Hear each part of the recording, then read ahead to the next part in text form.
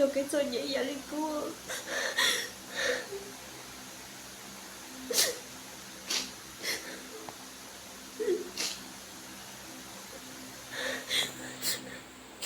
집안에 지금 좀 급해요.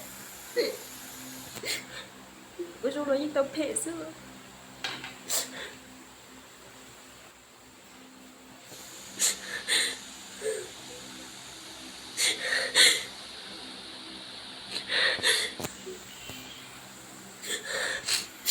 Linh tôi dối dặn cô nó tiếp bớt giờ Linh tôi chỉ dối dặn cô nhẹ nhưng bớt chỉ số liêu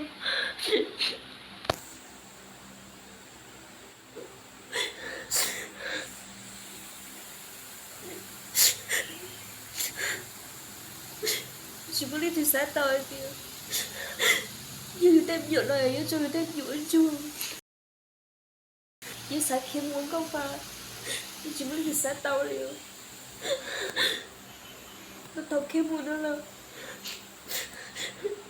sao sẽ đi ở tuổi như nhau chỉ muốn thì ôi sẽ khiến một sao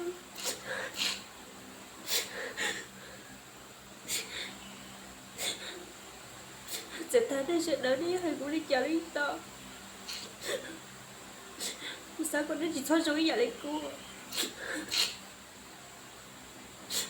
sẽ đi nhiều tận đây tay mình nhận đến lúc cha của rồi nó đây giống xe rồi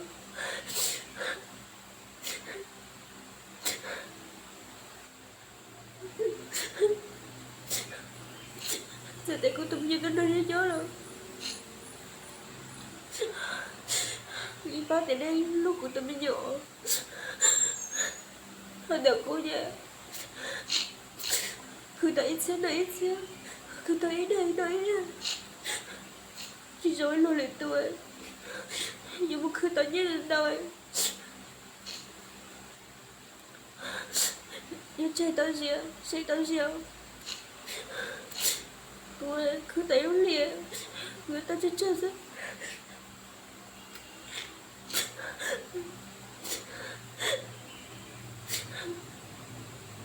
trời của nhân của nó khó nhau cái trời cũng xa một trời của tôi mình dụ anh sẽ đâu chứ sao nào của tôi biết tốt chứ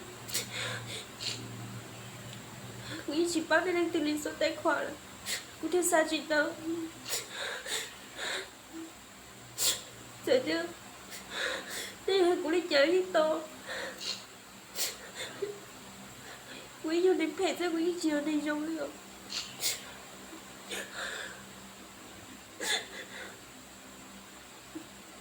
tao còn nó sắp phê vậy đi cô còn nếu lúc đây tao bị nhồi chỉ sao chết rồi dễ vậy đi của tôi đây này vô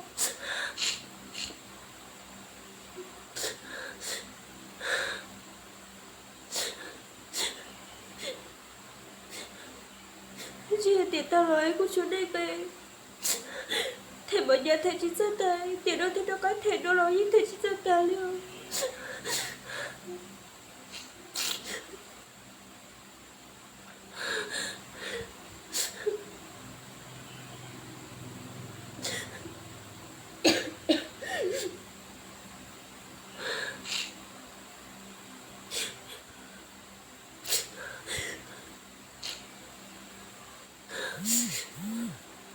ít sự còn ở đây chứ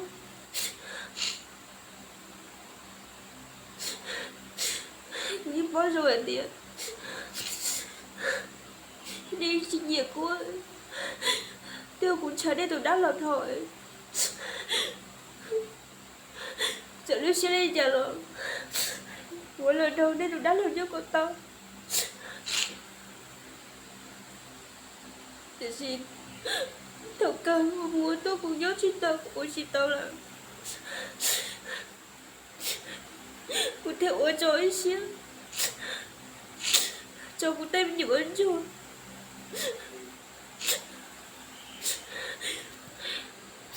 quý chị sao cho của tem nhiều ấn chưa liệu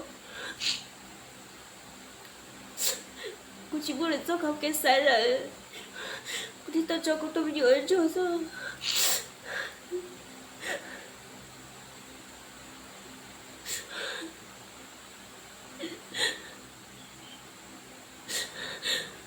cũng chỉ bỏ xa rồi.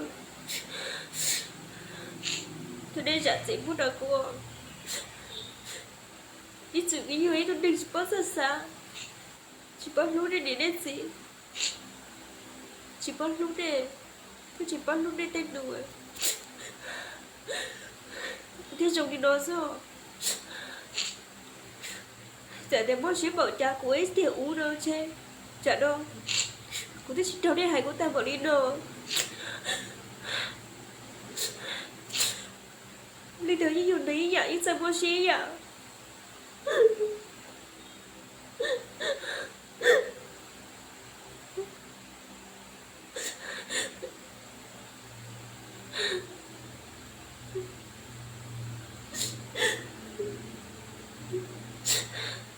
Đừng có tôi khi tôi lúc chị tới.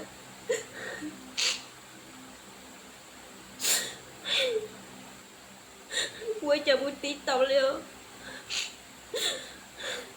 Nhưng thì cũng bao lúc cũng được khi đâu. Chạy đi đâu đi đâu cũng được chỉ cho đi đâu.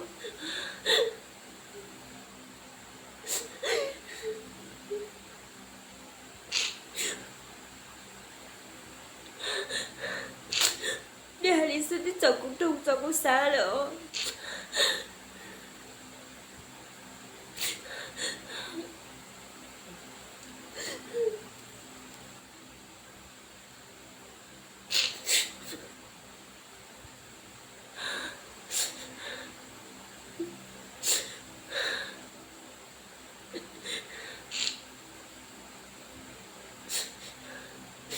Giờ đây có tôi nhiều ông bố là cô thọ có ý tụi phải. Ý tụi phải, ý tụi buổi tao có bác sáng của tụi mình nhựa thế hả? Giờ cô hiểu tao có lúc chị tao rồi. Thế tao sợ tao có chê để tao có bác lúc.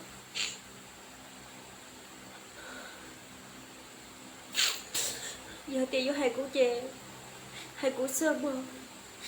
Xong không? Để tụi đang nào rồi. Vì là hai đứa cô. Thế con chỉ nói tiền.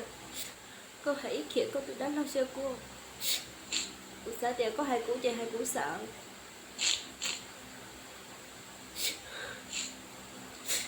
Vì cô phết chứ được. Con tụi đang là ít sự như đi cho cô phết chứ chê hai cô sợ tao là. Sắp bữa con tụi đang là tí hai đứa cô không.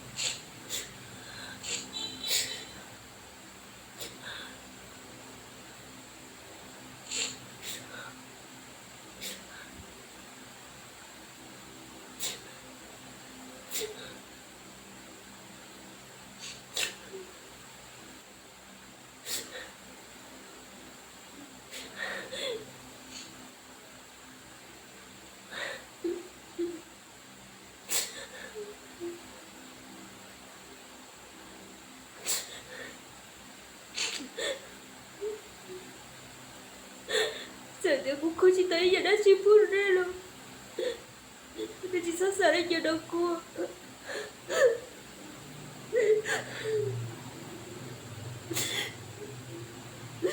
Thế thì giả chơi gì ở đây một phút đâu cũng đi dồn dồn mà.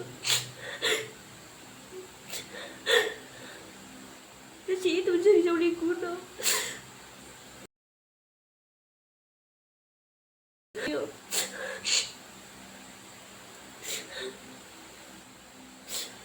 Đi bị xa thì cũng hay tôi định thể chứ. Em cũng chỉ cho từ chỉ cho đồ.